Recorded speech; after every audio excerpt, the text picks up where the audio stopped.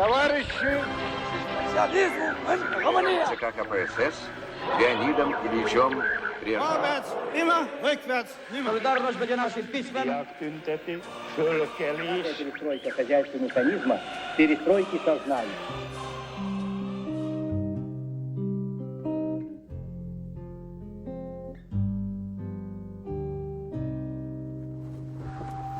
C'est la fin.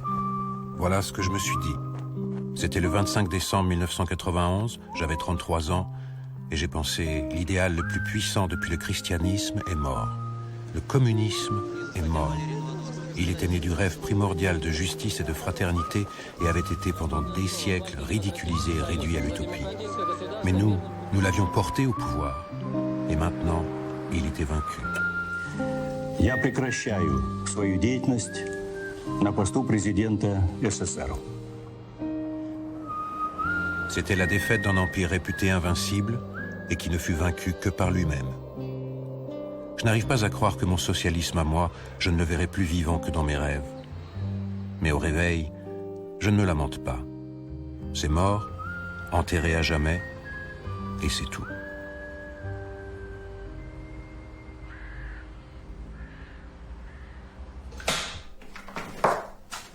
Non, papa, tu ne peux pas dire ça. Tu as été dans ce système toute ta vie. Si j'ai voulu faire des études d'histoire, c'est pour que rien de cette période ne soit oublié. Toutes les atrocités dont on a entendu parler, la répression, la cruauté et les mensonges. Tu n'étais pas souvent là quand j'étais petite dans les années 80. Tu disais que tu ne pouvais pas rester avec nous à l'Ouest, car tu devais donner une chance au socialisme là-bas, chez toi. Tu pensais que l'Union soviétique existerait toujours.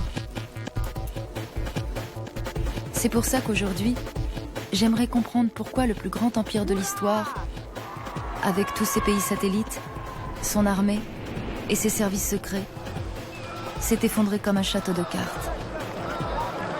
Pourquoi et comment le communisme est-il mort ?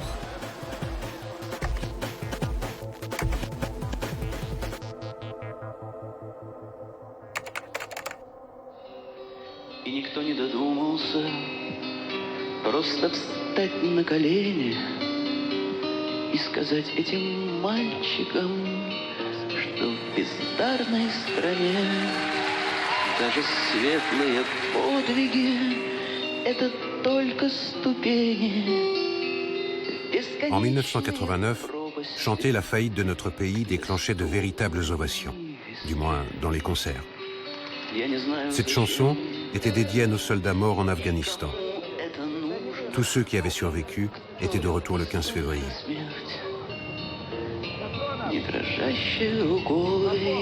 Au début du printemps de la même année, je suis allé voter pour la première fois de ma vie. Il s'agissait d'élire le Soviet suprême, notre Parlement. Jusqu'à l'arrivée de Gorbatchev, ce n'était qu'une chambre chargée d'approuver les décisions du Parti communiste. En 1989, cette assemblée n'était pas encore complètement libre.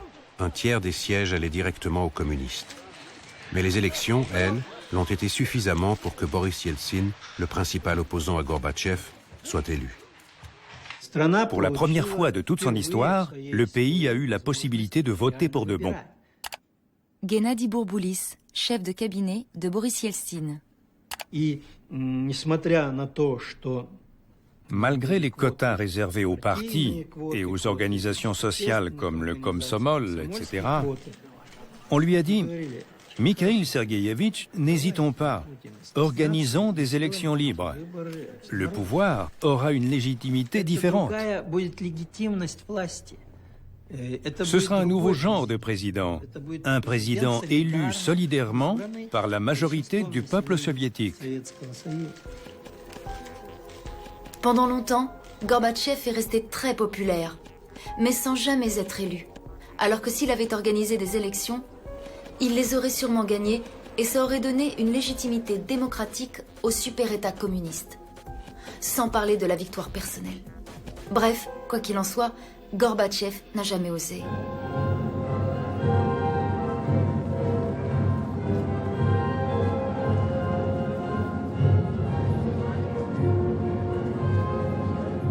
Вот и выборы, закон о выборах и поправки Конституции показали, что они не полностью демократичными.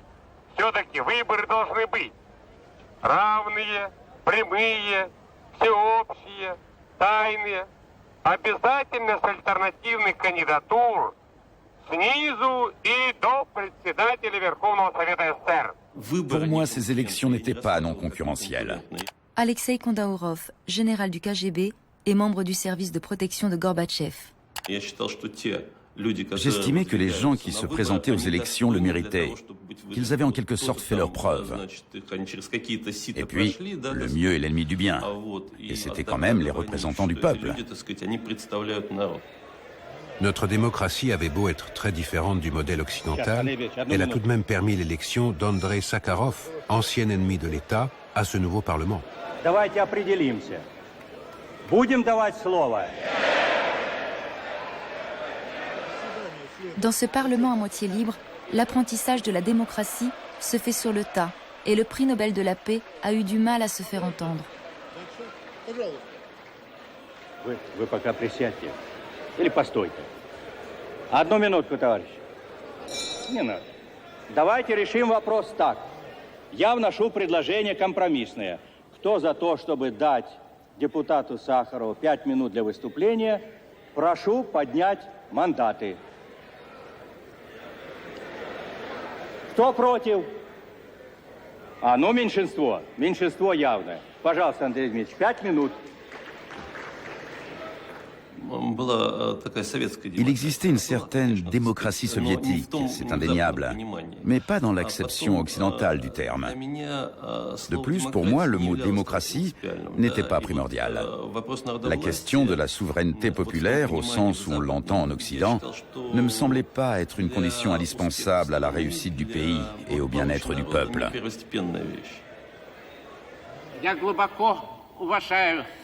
Советскую армию, советского солдата, который защитил нашу Родину в Великой Отечественной войне. Но когда речь идет об афганской войне, речь идет о том, что сама война в Афганистане была преступной. И это преступление стоило жизни почти миллиону афганцев.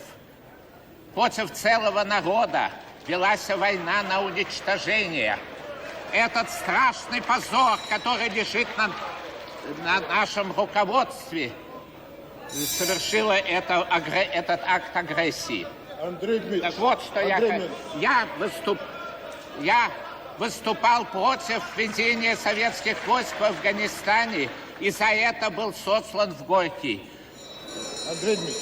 Certes, la liberté accordée par Gorbatchev n'est pas totale, mais peut-être correspond-elle à ce que notre société est alors capable d'accepter. Dans le pays, on considérait que Gorbatchev trahissait une position au profit d'une autre. Ça ne me semblait pas crucial qu'il instaure la liberté de la presse, la glasnost et les élections libres. Tout ça ne comptait pas pour moi. Qu'il n'arrive pas à redresser l'économie, ça oui, c'était important. Et je voyais d'un mauvais œil le fait qu'il renonce à notre position dans le monde. Il n'a pas réussi à relever le pays et il n'a pas su maintenir le statu quo qui régnait en Europe.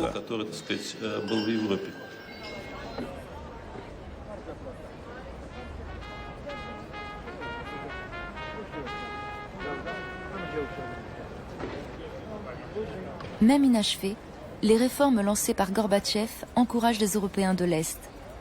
En Pologne, les ennemis jurés, Jaruzelski et Solidarnosc, s'asseyent autour d'une même table pour négocier. En Hongrie, le jeune réformateur Miklos Németh s'impose face aux communistes conservateurs. Mais d'autres pays comme l'Allemagne de l'Est, la Tchécoslovaquie, la Roumanie et la Bulgarie font figure de bastion du communisme, congelé malgré la chaleur de l'été 1989. Certains sont même bien décidés à défendre leur idéologie par tous les moyens. Même durant l'été 89. Andrei Grachev, ancien porte-parole de Gorbatchev.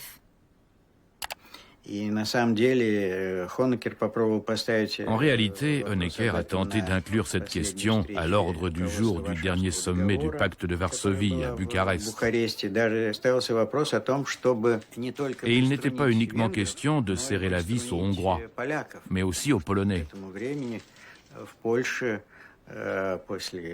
Car en Pologne, à l'époque, après les élections autorisées par Jaruzelski en accord avec Gorbatchev, un premier gouvernement anticommuniste était sur le point de se former, avec Jaruzelski comme président. Et Honecker, de même que Ceausescu, qui s'était pourtant opposé à l'invasion de 1968, ont tenté de persuader leurs collègues du pacte de Varsovie. Ils voulaient qu'une mesure semblable soit prise contre la Pologne, c'est-à-dire qu'on envoie l'armée défendre le socialisme.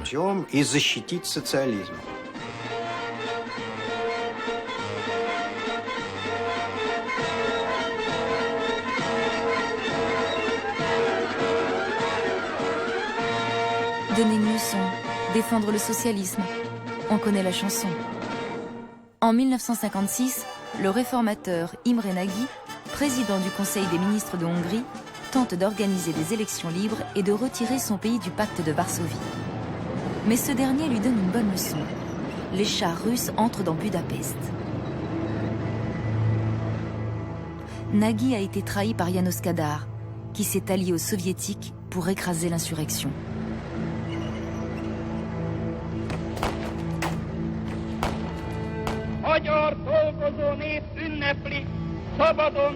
Imre Nagy sera arrêté et exécuté 2 ans plus tard. János Kádár dirige la Hongrie pendant 32 ans, jusqu'en 1988. L'année suivante, la dépouille d'Imre Nagy est exhumée d'une fosse commune et reçoit des funérailles nationales.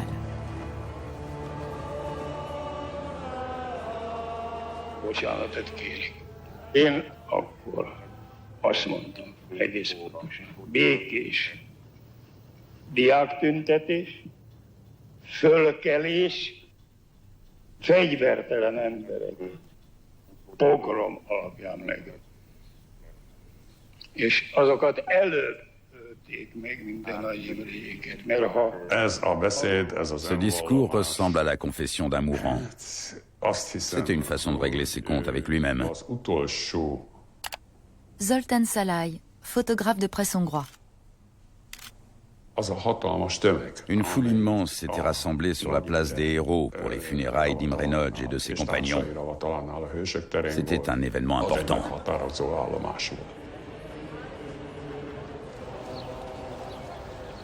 Nagy Imre, Gimes Miklós, Losonci Géza, és több száz kivégzett. Le jour où on a assisté aux obsèques d'Imre Nagy le 16 juin 1989 sur la place des Héros à Budapest, les membres de la milice ouvrière étaient encore armés. András Szegfű, ancien spécialiste de l'opinion publique pour la chaîne nationale hongroise. On était une centaine de milliers, ou du moins plusieurs dizaines de milliers. J'étais là, au milieu de tous ces gens, et j'avais des picotements dans la nuque, la sensation horrible qu'on allait se faire tirer dans le dos. Un de ces vieux communistes purs et durs allait péter les plombs, se dire que la contre-révolution était en marche et qu'un vrai communiste devait tirer.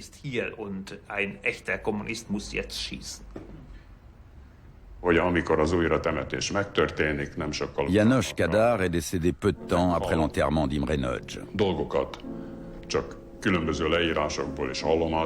Une chose est sûre, il y a un lien entre la réhabilitation de Nagy et la mort de Kádár. J'en suis absolument certain.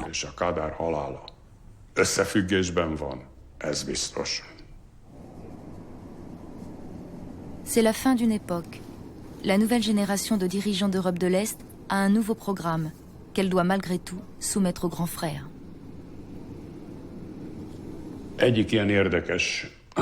Miklos Németh a été invité à Moscou pour une réunion officielle.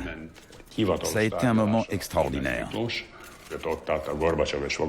Gorbatchev l'a accueilli et après 5 minutes de discussion, la délégation est restée et nous on est sortis.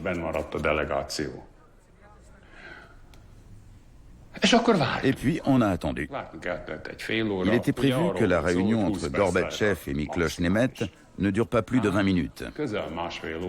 Mais ils se sont entretenus pendant plus d'1 heure et demie.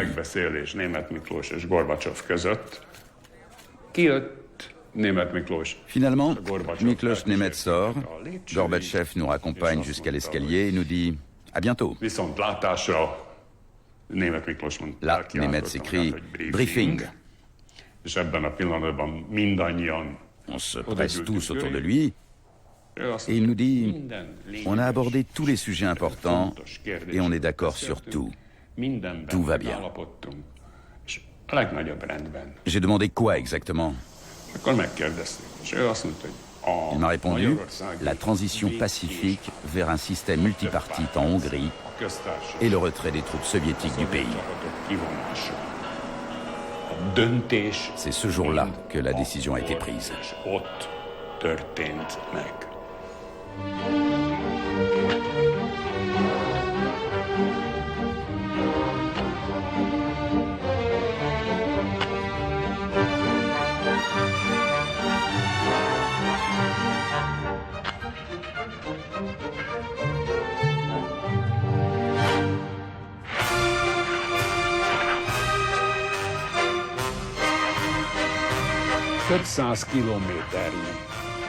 On a démantelé des centaines de kilomètres de clôtures barbelées et de systèmes d'alarme.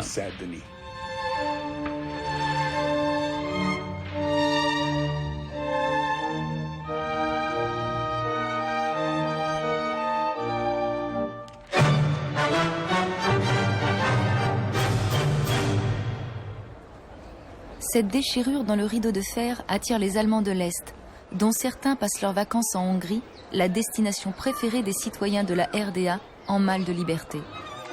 Quelques-uns franchissent la frontière verte, désormais ouverte avec l'Autriche, et la nouvelle se répand comme une traînée de poudre. Des files de trabants affluent vers les points de passage entre la Hongrie et l'Autriche. Pour les autorités hongroises, c'est un peu trop. Und die fahren wir alle geschlossen in diese Straße. Die kommt hier oben an der Grenze raus. Das ist ein alter Grenzübergang.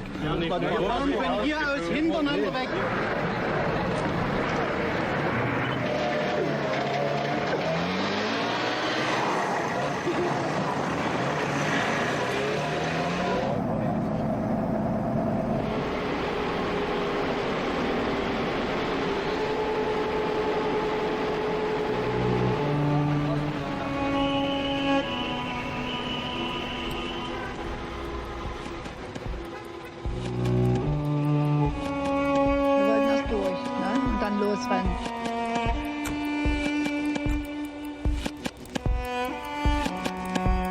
Da kam Zeichen, Autos stehen lassen und zu Fuß weiter. Haben uns mit weißen Fahnen Zeichen gegeben, dass wir nicht aufeinander fahren.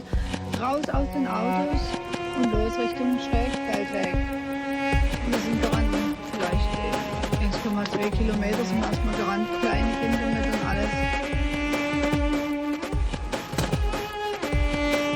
Und die haben hinter uns geschossen. Wir haben nicht uns umgedreht, wir haben nur so gesagt, auch unser, der das auch ein bisschen organisiert hat, zusammenhalten, Kinder in die Mitte.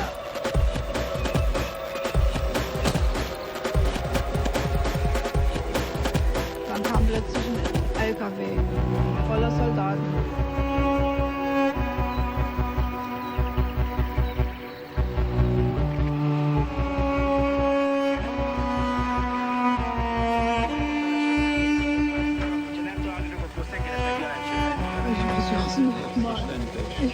Wir würden das auch jederzeit wieder. Wir müssen jetzt erstmal Kräfte sammeln und wir wollen noch einen Versuch starten.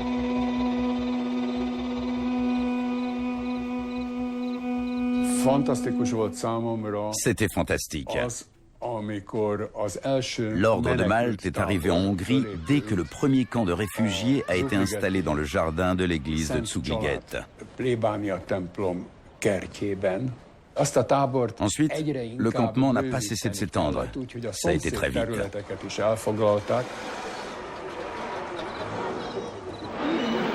Das sind die Malteserzelte. Die sind nummeriert. Da oben sind die privaten, wie Sie sehen. Da ist noch Möglichkeit Camping. Und unweit von hier in der Parallelstraße gibt es nochmal ein Grundstück, wo wir weitere Zelte aufstellen können. Il a fallu travailler dur et négocier pied à pied pour arriver à une solution. Parce que tous ces gens devaient transiter par un pays tiers, l'Autriche, pour arriver en Allemagne de l'Ouest. Saját tetendéke úti okmánnyal eltávozhatnak abba az országba, mely befogadja őket. Die hier stehenden Bürger der DDR können mit ihrem DDR-Passieren das Land verlassen.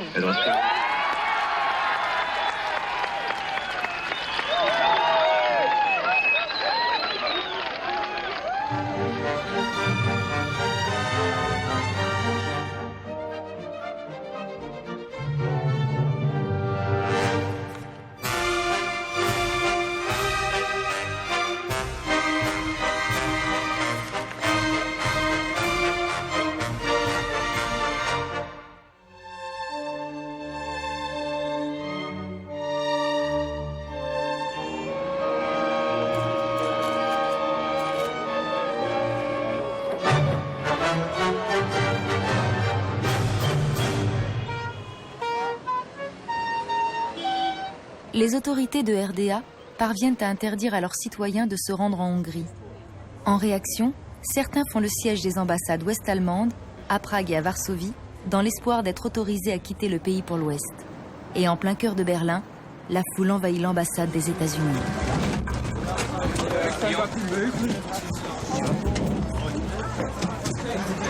Verlassen Sie den Weg, machen Sie die Bahn frei, hier den Eingang frei. Gehen Sie weiter. Zügellos wird von Politikern und Medien der BRD eine stabsmäßig vorbereitete Heim ins Reich-Psychose geführt, um Menschen in die Irre zu führen und auf einen Weg in ein ungewisses Schicksal zu treiben.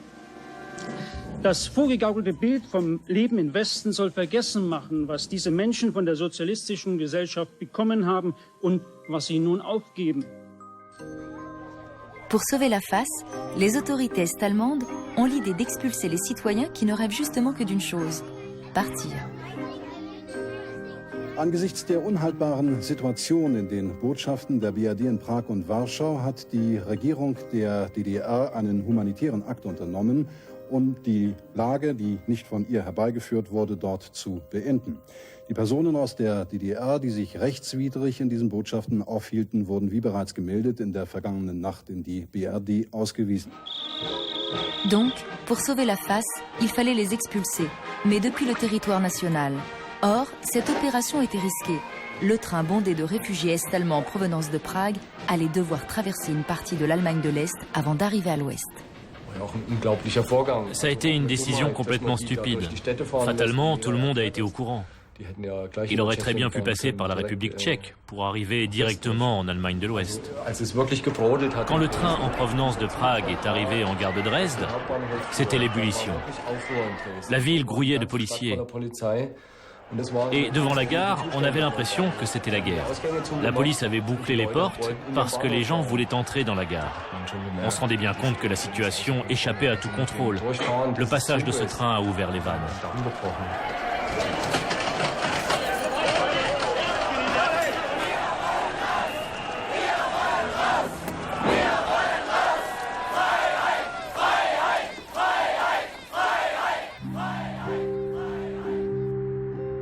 Nous, les Russes, nous n'avions pas de Russie de l'Ouest, une alternative géographique similaire à l'Allemagne de l'Ouest qui aurait séduit les citoyens mécontents pour des raisons politiques et économiques. Alors la plupart des soviétiques n'ont pas bougé, mettant leurs espoirs dans la glasnost et la perestroïka pendant encore un bon moment.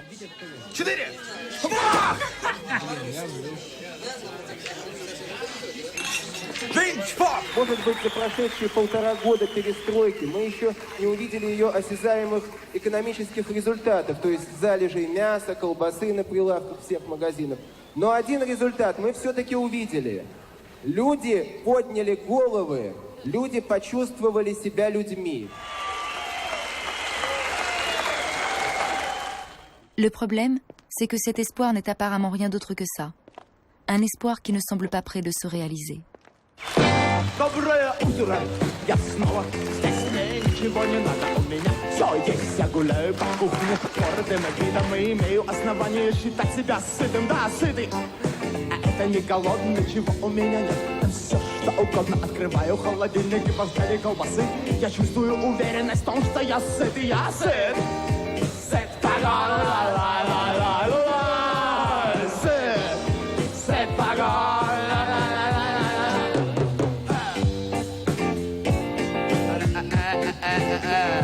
I write a whole program of social songs. We were prohibited for half a year. Смотри под ноги, а вот наука, работай головой. Ради желудка берешь любую тему, производишь глоток и превращаешь информацию в желудочный сок. Я уничтожил столько добра, мой друг холодильник не даст соврать, но иногда бывает плохо, иногда меня тошнит, но это от того, что я слишком сыт. Сыт по горло.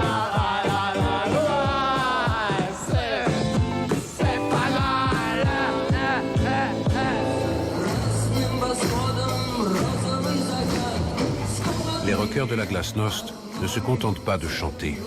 Ils expriment aussi les souffrances de leurs concitoyens dans une Union soviétique qui persiste dans son modèle économique planifié et centralisé.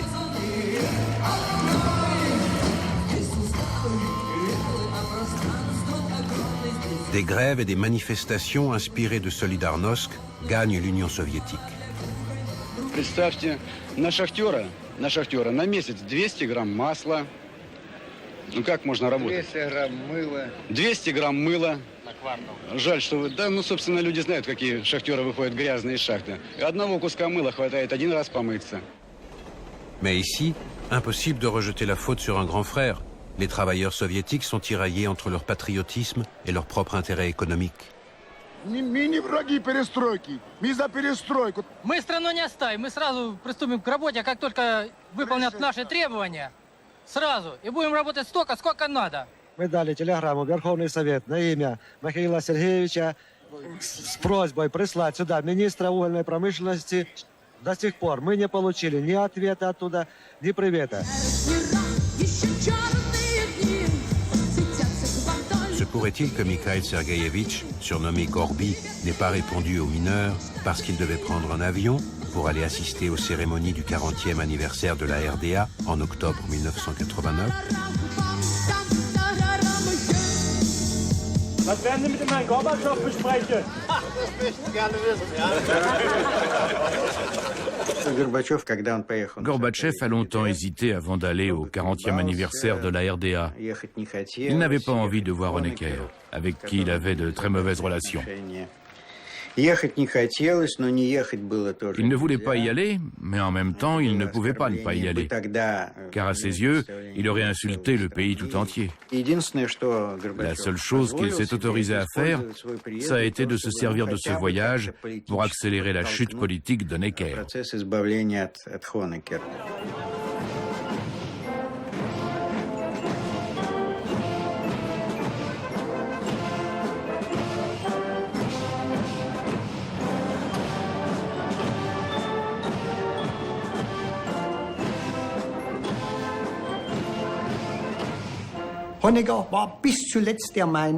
Jusqu'à la fin, Erich Honecker était convaincu que le peuple le soutiendrait. Il a refusé d'admettre la situation. Ça a été particulièrement flagrant le 7 octobre.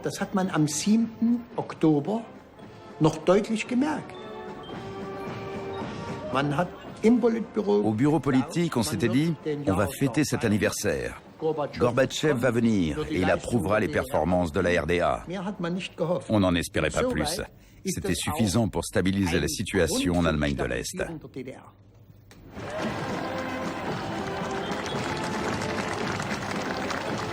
Le 7 octobre, c'était évident qu'il y aurait des manifestations. On savait que la grande cérémonie avait lieu au Palais de la République. Klaus Labs, ex-communiste et fils d'un membre du gouvernement de la RDA.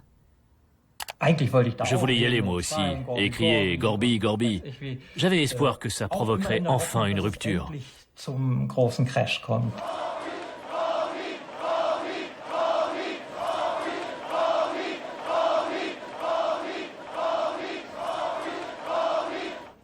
приходилось слышать и такой призыв: пусть СССР устранит Берлинскую стену.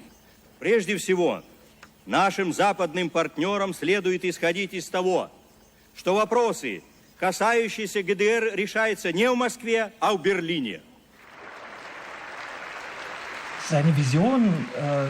Sa politique de la glasnost, qui veut dire transparence, nous plaisait. Mais ça faisait des années que j'attendais qu'il parle de Katyn. Et puis un jour, il a reconnu que tous les membres du Politburo avaient approuvé le massacre de ces Polonais.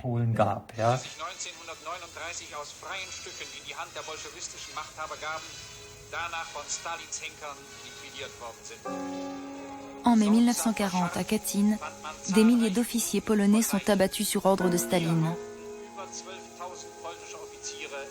Ce dernier accuse les nazis de ce crime, un mensonge qui devient une vérité historique après la victoire des soviétiques. Faire porter aux nazis la faute d'un crime communiste a dû être particulièrement douloureux pour la conscience est-allemande. Die Deutsche Demokratische Republik zu einer Weltnation auf dem Gebiete des Sports. Déjà, au jardin d'enfants, on me demandait « Tu es le fils du secrétaire d'État Laps ?» « Oui, c'est moi. » La cassure décisive entre lui et moi a eu lieu lors d'une discussion un soir à table. La plupart du temps, il avait toujours le dernier mot. Je n'avais plus qu'un seul argument à lui opposer et je lui ai dit « Et Katyn ?» Il s'est mis à hurler. « Ne commence pas avec cette propagande orchestrée par Goebbels !» Pourtant, à cette époque, il aurait dû et pu connaître la vérité. Moi, je savais que ce n'était pas de la propagande de Goebbels. C'était absurde. C'est le genre de choses que je ne pouvais pas supporter.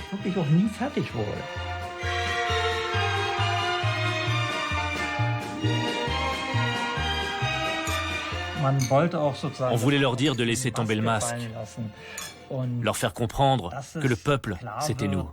Gehen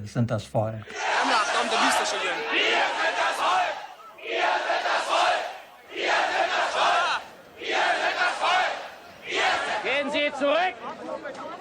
Gehen Sie zurück! Gehen Sie zurück!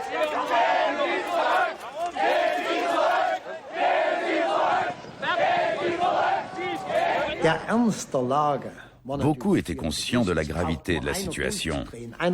Il suffisait que quelqu'un pète les plombs, un manifestant ou un de ceux qui soutenaient l'État, un garde par exemple. Un seul coup de feu et ça aurait été le chaos total.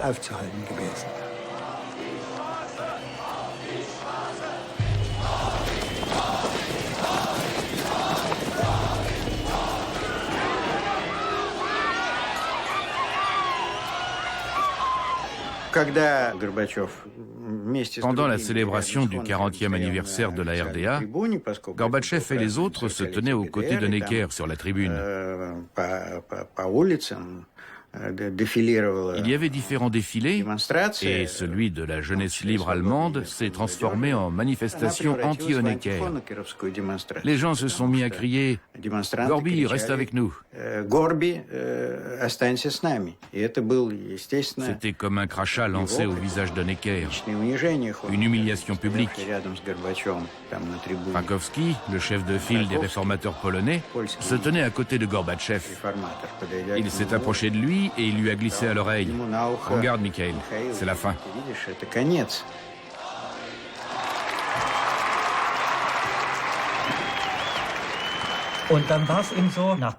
On a acclamé Gorbatchev, puis on a été refoulé loin du palais de la République et de l'Alexanderplatz. C'est comme ça qu'on s'est retrouvés à ce carrefour. J'ai cherché mes copains et je leur ai dit « Il faut qu'on aille là-haut, à Prenzlauer Berg ». L'objectif de la police est de repousser les gens le plus loin possible du palais de la République où les festivités doivent avoir lieu. Chassés du centre-ville, les manifestants se dirigent vers le quartier de Prenzlauer Berg, le fief des jeunes et des intellectuels. Ces derniers se joignent à eux en masse. Je suis parti devant en taxi pour prévenir que les manifestants de l'Alexanderplatz étaient en route pour l'église Gethsemani. On savait que c'était le seul endroit où on échapperait à la Stasi et aux rafles. Mais beaucoup n'ont même pas voulu s'y réfugier et ils ont continué.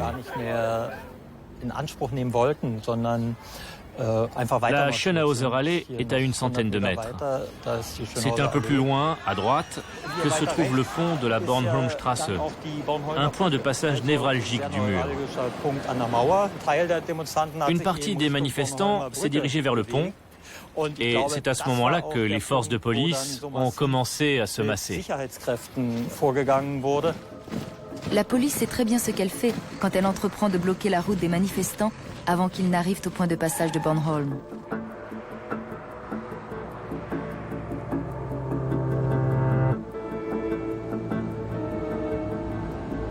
Ce pont au-dessus du mur était le point faible du rempart communiste érigé contre l'Ouest. Et c'est justement ici que cette frontière infranchissable a commencé à céder. Il y a eu un moment inoubliable, quand plusieurs centaines de personnes qui s'étaient retrouvées encerclées ont entonné l'Internationale. J'en ai encore la chair de poule quand j'y repense. C'était la manifestation de résistance la plus radicale possible.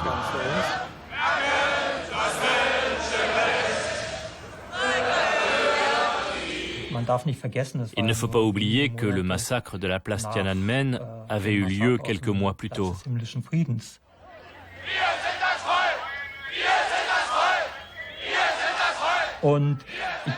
me suis approché de l'officier qui commandait les opérations d'encerclement et je lui ai demandé « Vous voulez vraiment que ça finisse comme sur la place Tiananmen à Pékin ?»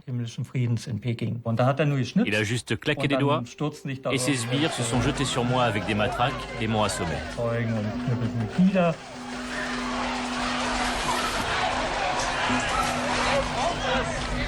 Je me suis réveillé à l'hôpital avec une commotion cérébrale. L'atmosphère était très tendue, mais je savais que j'avais attendu ce moment toute ma vie. C'était une rupture radicale avec mon passé et mes origines.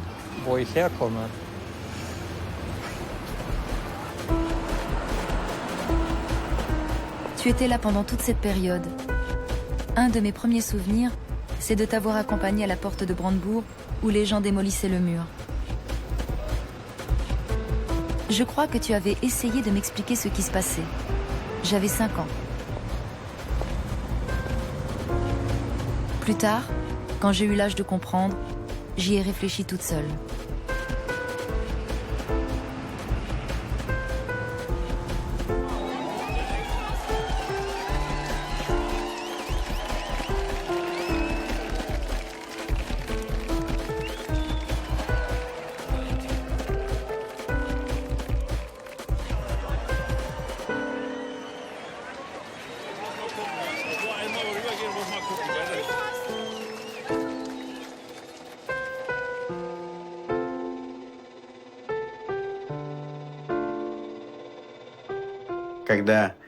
Quand le mur est tombé, Gorbatchev en a été informé dans la nuit. Il était heureux que ça se soit produit sans que l'Union soviétique l'ait décidé, comme ça avait été le cas lors de sa construction.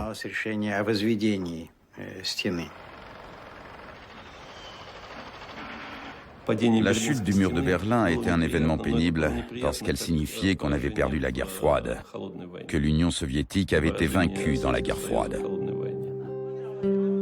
La liberté d'expression accordée par Gorbatchev nous a permis, entre autres, d'admettre que nous avions imposé le socialisme par la force aux pays d'Europe de l'Est. Mais la force n'était plus à la mode à cette époque. C'est pourquoi rares sont ceux qui ont critiqué la chute du mur.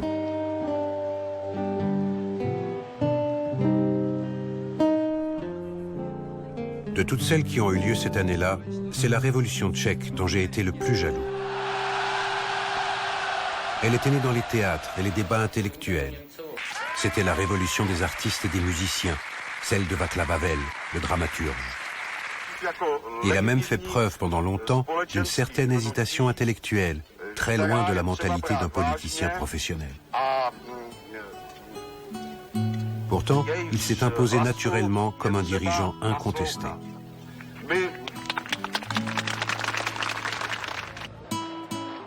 Il y avait une continuité historique et politique. Alexander Dubček, réformateur et premier secrétaire du Parti communiste au moment du printemps de Prague, se tient aux côtés du nouveau dirigeant non communiste, Václav Havel. Šápou na prameni ve vývoji této země byla skupina stalinistů, kteří spiknuti s Brežněvem připravovali okupaci naší země.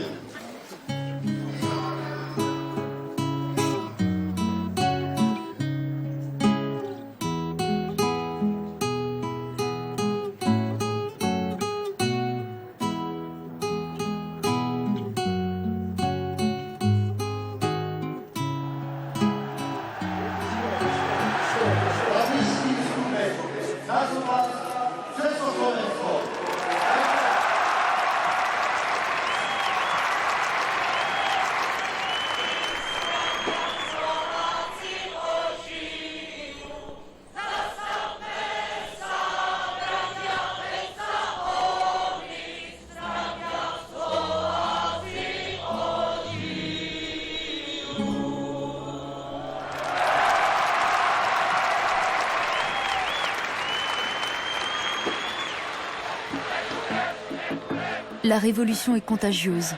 Il suffit de voir la chronologie des événements. Le 9 novembre, le mur tombe. Le 10 novembre, Todor Živkov, l'inamovible chef d'État bulgare, est contraint de démissionner. Le 24 novembre, c'est le tour du comité central tchèque. Toutes ces révolutions sont pacifiques. Ce ne sera pas le cas en Roumanie.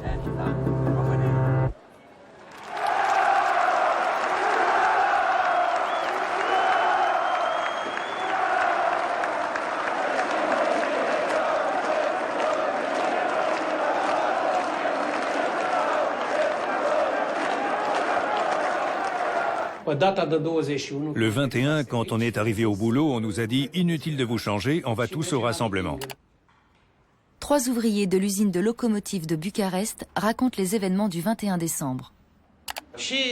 Arrivé sur l'esplanade, chaque organisation affiliée au parti a pris sa place. Chaque organisation correspondait à une entreprise. Tout le monde était en rang, l'un derrière l'autre. Moi, par exemple, j'étais dans le dernier.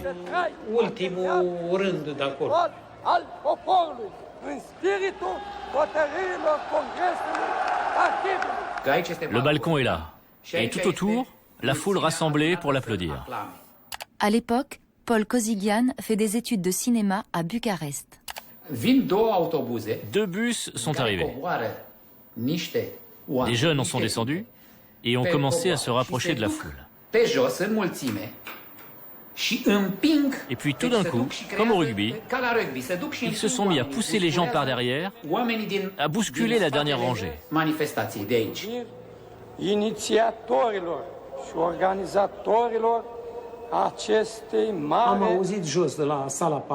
J'ai entendu un grondement qui venait du palais au bout de la rue, comme un avion ou un char. À ce moment-là, les gens se sont écroulés, comme un champ de maïs balayé par la tempête. Les banderoles et les drapeaux sont tombés. Tout le monde se piétinait. La foule a commencé à courir. Certains avaient perdu leurs chaussures, leurs vêtements. Les gens escaladaient les barrières pour s'enfuir.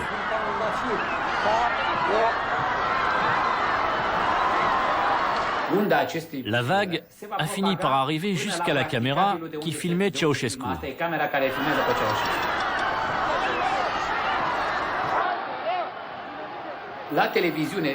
Le discours était retransmis à la télé. Et de chez moi, j'ai compris que c'était l'étincelle. Vous imaginez le symbole? L'image de Ceausescu qui vacillait. La caméra tremblait. L'image de Ceausescu aussi. Sur la place, c'était la panique totale. Alors j'ai pris ma caméra et j'ai commencé à filmer par la fenêtre.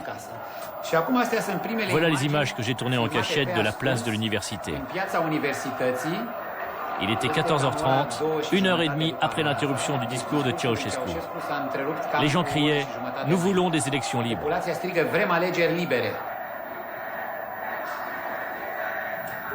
C'était la première fois que j'entendais ça. J'en avais la chair de poule en filmant.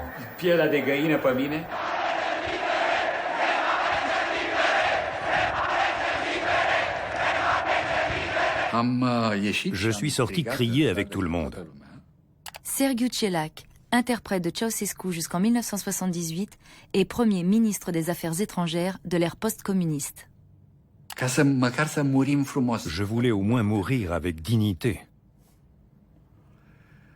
C'est contagieux quand des foules se rassemblent comme ça.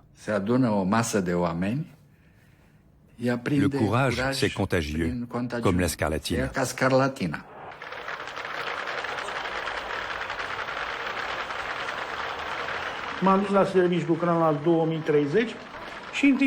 Soudain, des coups de feu ont éclaté depuis les maisons et l'usine de blindés.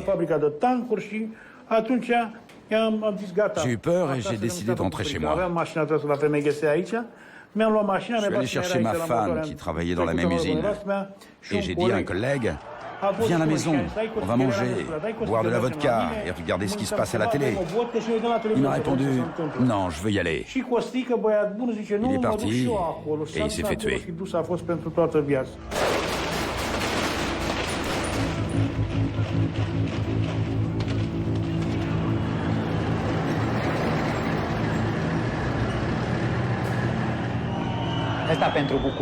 Ça a été un grand moment de courage pour Bucarest. Parce que le 21 décembre, les manifestants ignoraient complètement ce qui allait se passer. Personne, moi le premier, ne se doutait que Ceausescu s'enfuirait.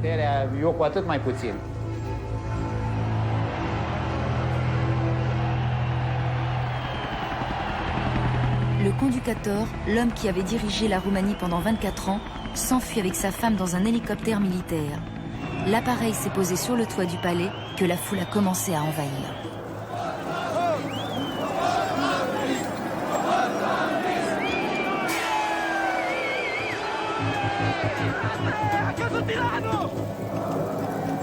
Mais sa fuite s'avère une erreur fatale.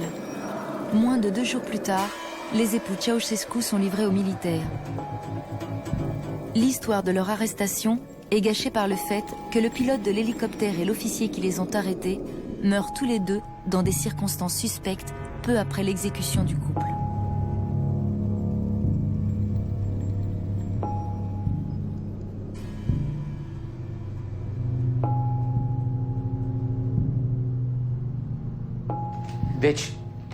C'était un des plans de la Securitate.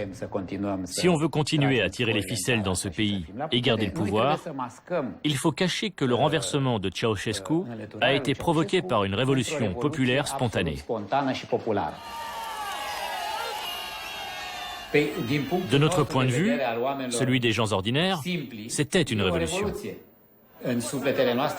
Mais si on examine les événements avec un regard extérieur, on s'aperçoit qu'on a été des marionnettes, qu'on a participé sans le savoir à une mise en scène, à une grande pièce de théâtre.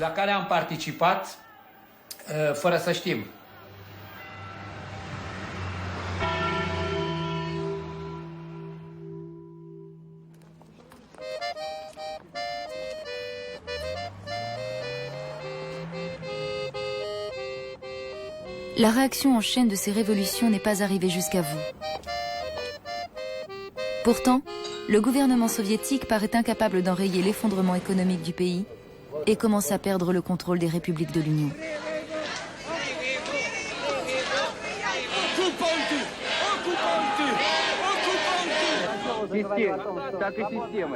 À la différence des autres pays du pacte de Varsovie, le communisme en URSS n'était pas la conséquence d'une occupation militaire. La notion de libération ne pouvait pas s'appliquer à nous. C'est peut-être pour cela que cette perte de croyance dans le communisme a été vécue plus douloureusement par les soviétiques. L'influence de l'Église orthodoxe russe a commencé à grandir, mais la religion avait été si bien étouffée pendant des décennies que sa renaissance tient moins à son message qu'à ses rituels. Dans le même temps, les vrais gens du peuple perdent la foi en leur vraie religion, le communisme. Souvent, le processus ressemble à un exorcisme. Cela explique que certains guérisseurs deviennent plus populaires que Gorbatchev. Свобода, чтобы не нарушилась эстетика. Свобода в том, чтобы не потеряли человечность, а приобрели ее. Вот что такое свобода. Свобода — это когда торжествует разум. Это когда торжествует справедливость, логика. Cependant, dans la classe politique, un homme va trouver les mots justes pour exprimer ce que vit la population en détresse. Boris Yeltsin. И так далее. Но самое главное, что осталось, это чувство боли. Чувство боли за потерянных людей. И чувство боли за то, что мы растеряли по дороге, пока шли с 17-го года вот эти 71 с лишним год.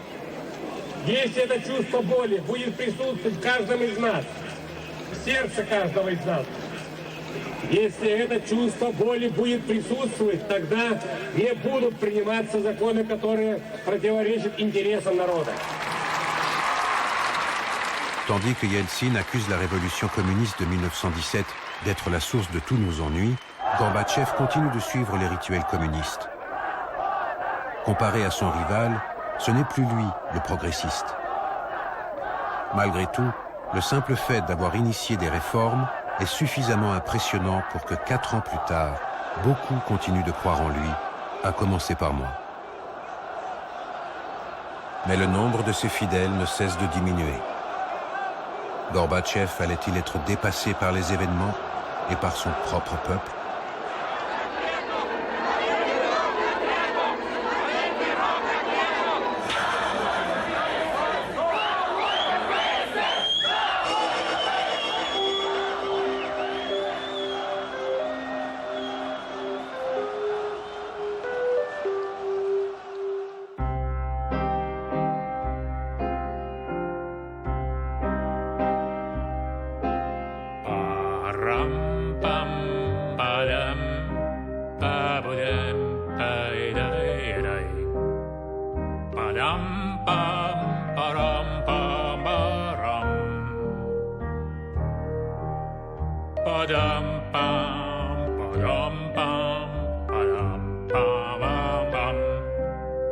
Padam